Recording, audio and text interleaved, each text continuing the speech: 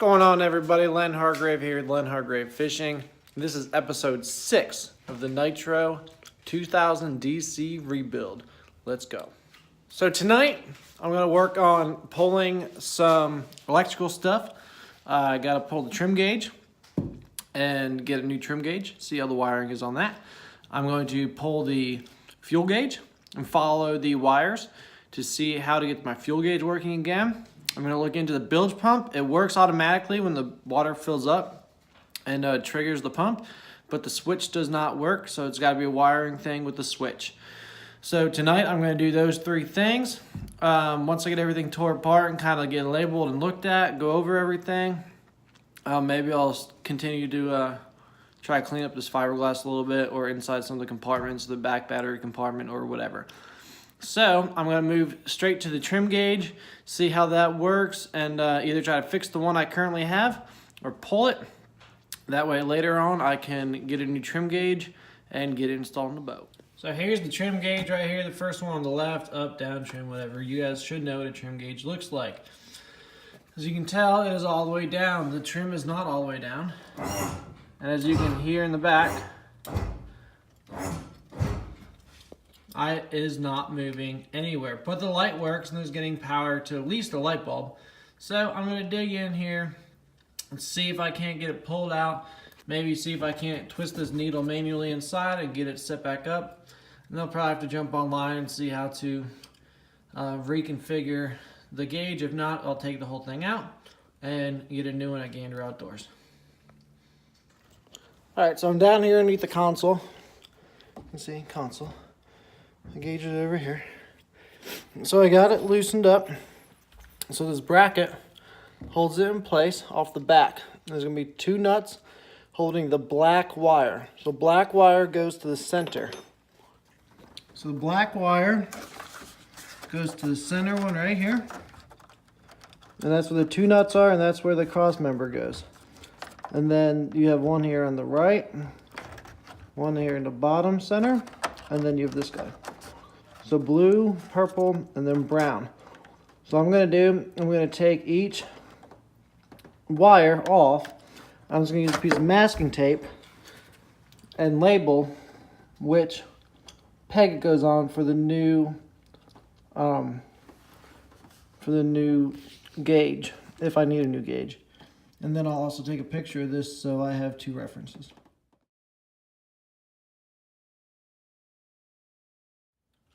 The wire was so old that the end broke off instead of the nut twisting.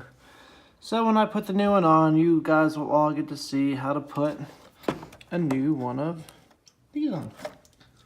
Fun. Alright, now that I got the trim gauge off, I pulled the light bulb just in case, I need them for the next one or whatever.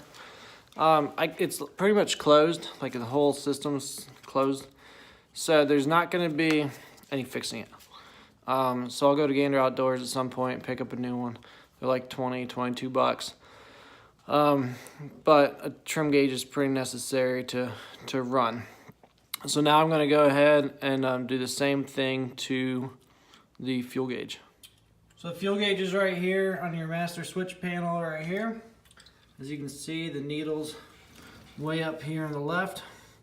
It's not even close. So I'm going to pull this whole panel, double check wiring and stuff in case I have to look at anything else.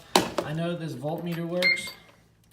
I'm right at 12 and everything else works except for the bilge, but I'll need to get in here at the bilge and just see what color the wires and everything are. So let's pull this panel off and pull this gauge. I'll be able to show you better the plate like was on the other side once I get this pulled off. Alright, there is a giant wad of wires. Okay, so what we need is up here. So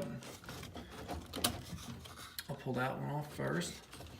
And then it's these 2 nuts right here. And then once they're both off, that should be the black wire, which is the ground right here.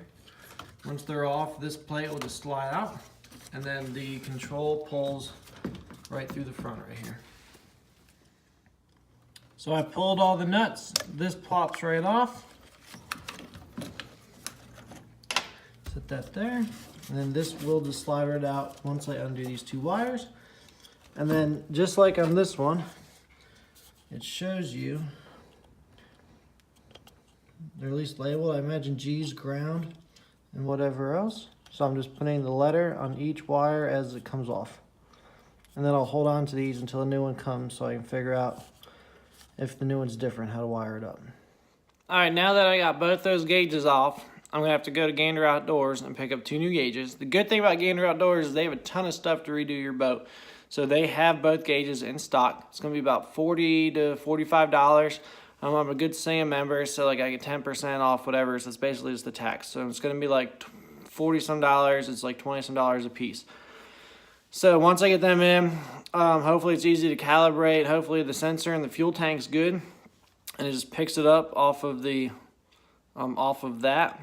If not, then I'll have to play with the fuel tank, and then I'll have to figure out how to work the trim with the trim gauge. So I will play with both of those. Probably in the next episode, I will go get both those gauges and figure that out in both of those gauges. So this is the under the seat storage right here. It's very dirty. Down here, that's all of your recirculating pumps for the front of your live well. Then these 2 hoses right here were vent hoses, and the extra fuel that comes up to this right here, because there used to be a second fuel tank that ran across here.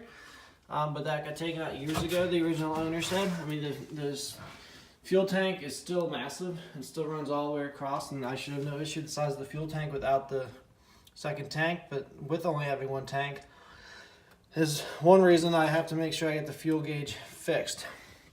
And then over here, that is the old fill for the second fuel tank. So I'm going to take a couple minutes. I'm going to try to cut these rubber hoses off just to get them out of the way and clean it up a little bit. And then I'll probably scrape some of this stuff, get some of these cobwebs, and clean out this compartment on the floor. So I was cleaning up this rail. I sprayed the inside here with Goof Off. That's the Goof Off I've been using. It's been working pretty good. So I was cleaning off this inside rail, getting a lot of the big debris out. And I decided to pull a cup holder, which I may or may not use the same one. We'll see. But when I did so, I realized that there is caulk or silicone underneath it. I'm going to say silicone. So I'm going to peel all that off and clean it up, but then I got to remember when I go to put the new one on to re-silicone it and keep the storage underneath as dry as possible.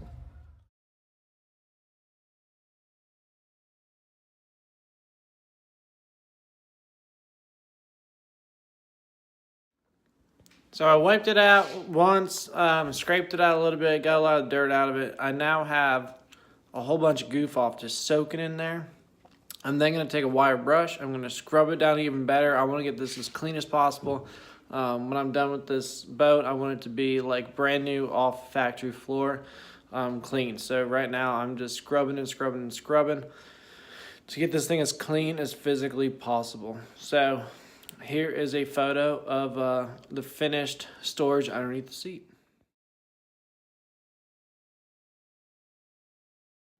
So the picture doesn't do much justice.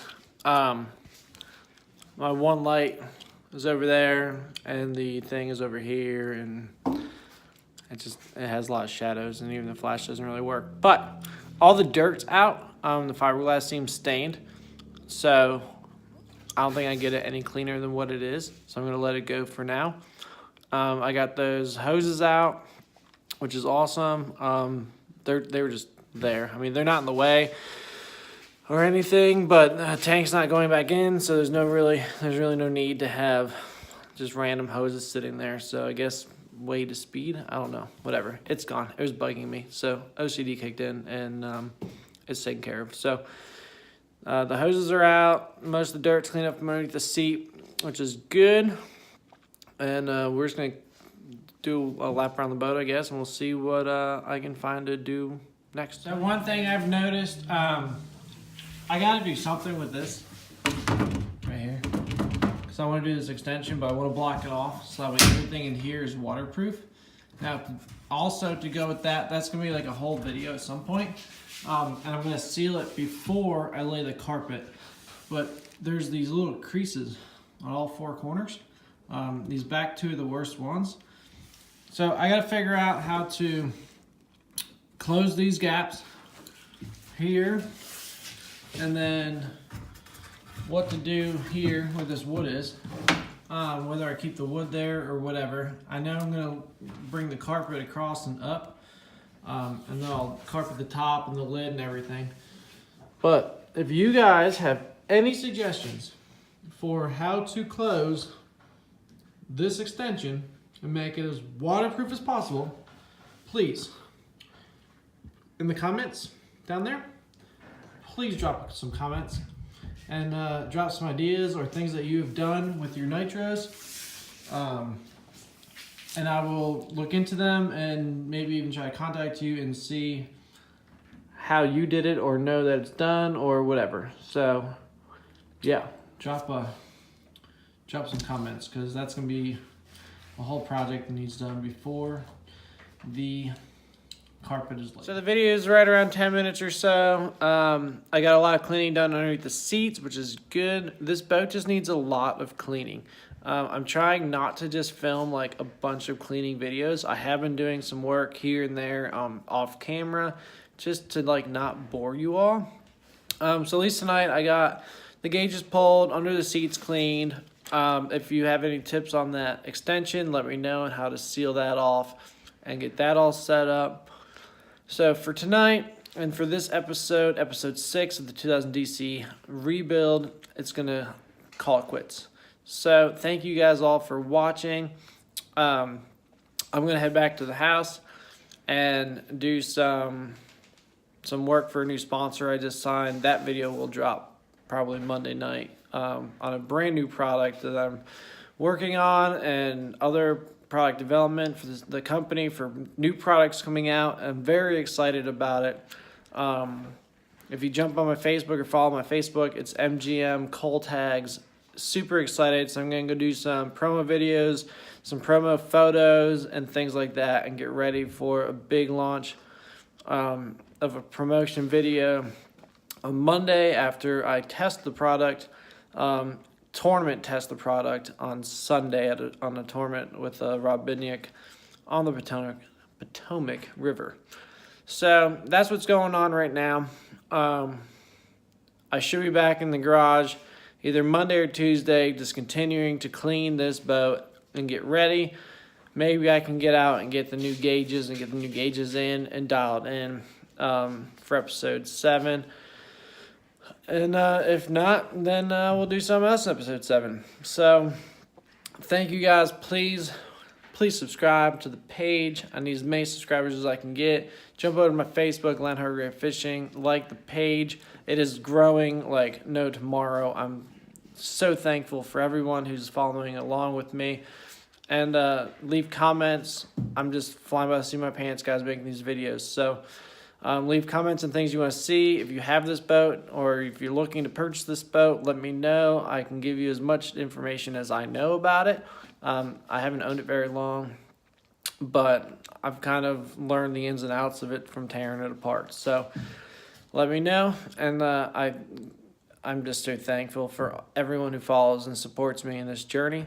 So subscribe, please like all my pages, share everything, and thank you very, very much. Have a good night.